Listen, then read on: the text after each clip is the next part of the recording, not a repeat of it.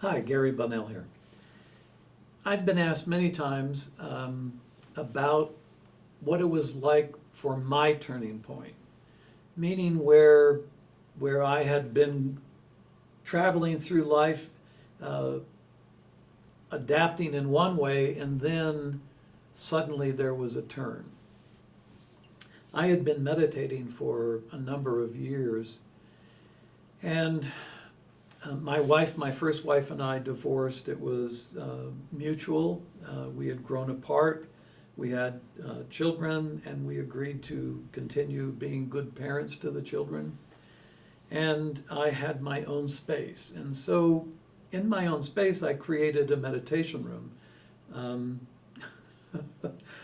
I don't think my former wife would mind me telling this, but uh, in our life together, I would lie on the living room floor doing certain ancient breathing techniques, and one day I was brought back to my surface from some screaming, and evidently this particular breathing technique was changing how the air looked around me.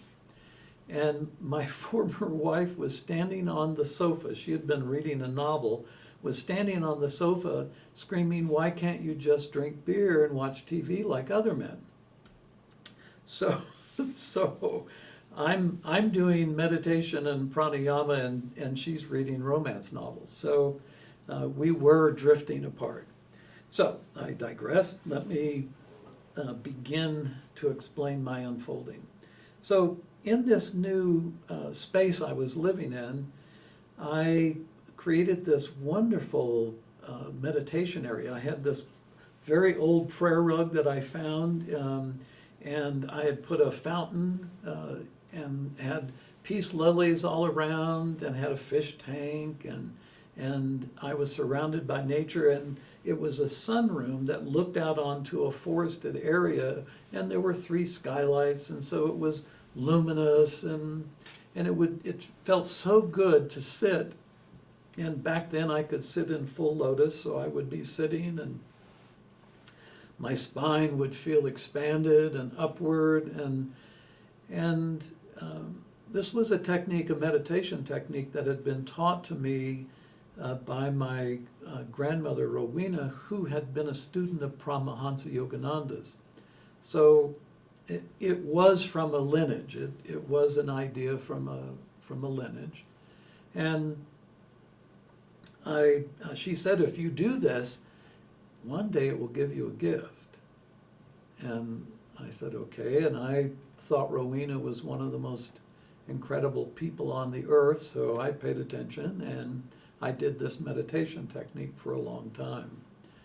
And in this particular morning, I was feeling that drift that can happen when the mind never stops, but there's a point where the mind can become very subtle, and that's always such a great feeling. It didn't happen every time I meditated, but when it did, I would just feel this unbelievable sense of being.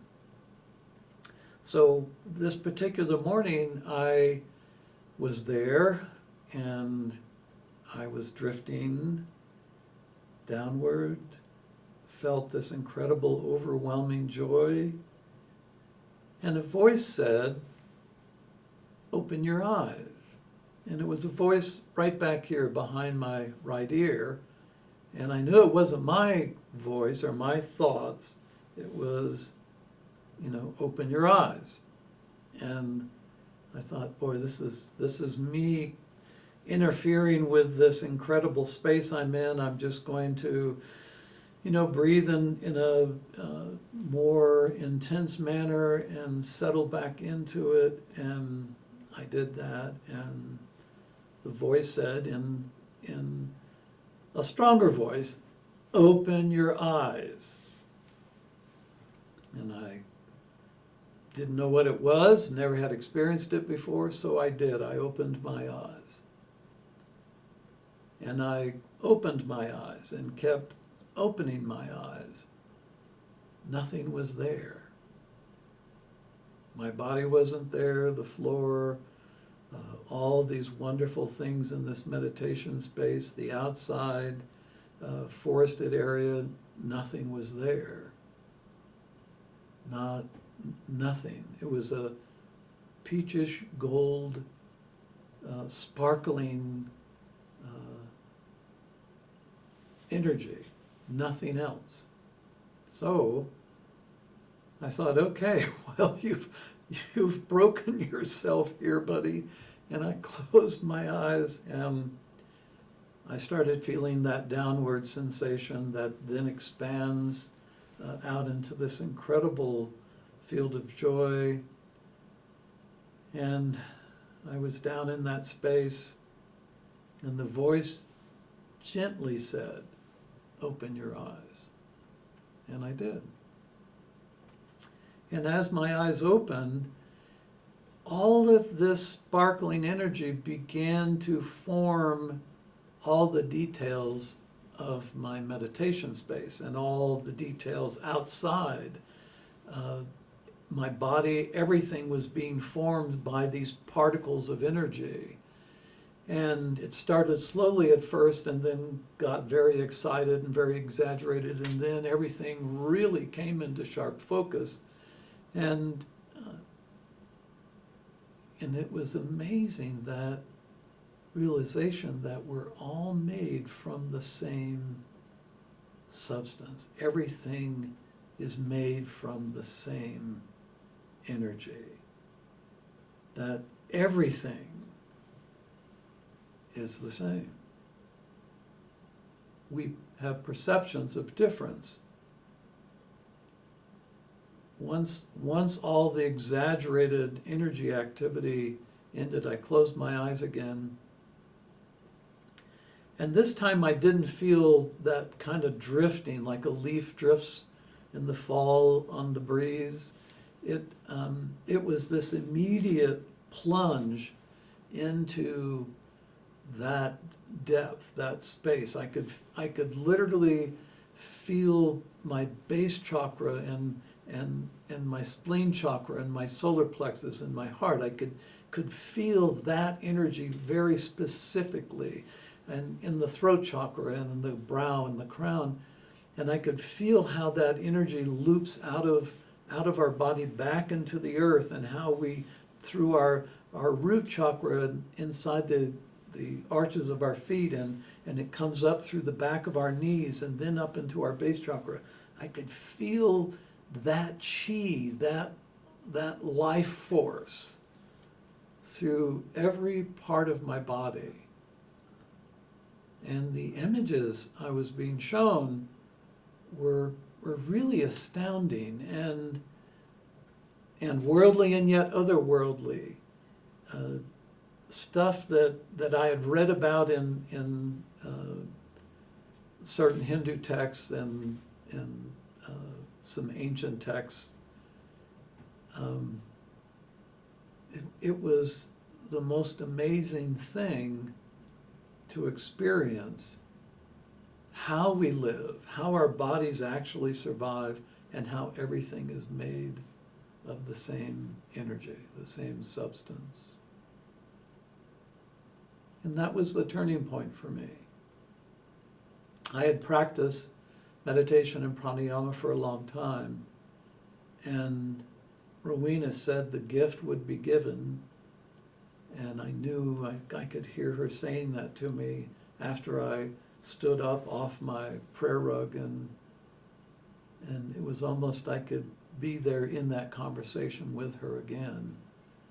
And to me, the most important thing about this turning point was as a child, I grew up in poverty, and I really, really hated it. I mean, it was really tough to be poor.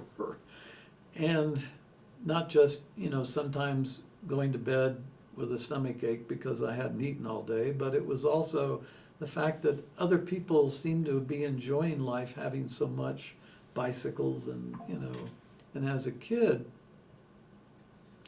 I would stomp around the tree in the backyard, wore a path in the grass, and repeating over and over again, when I grow up, I'm going to be rich. When I grow up, I'm going to be rich. And that turning point showed me that my chasing after the great German cars and the wonderful places to live and the fine clothes to wear and the country club to join, and all of that was really something that was taking my life force from me and not giving much back. I mean, when you buy a Rolls Royce and you drive it, it's just a car. So, my turning point put me on a very different path, emotionally, mentally, physically. I knew that it was time for me now to give back. And that's when my journey toward this started, giving back. So, thanks for listening. It was my turning point. It may not be yours. All the turning points happen differently for each person.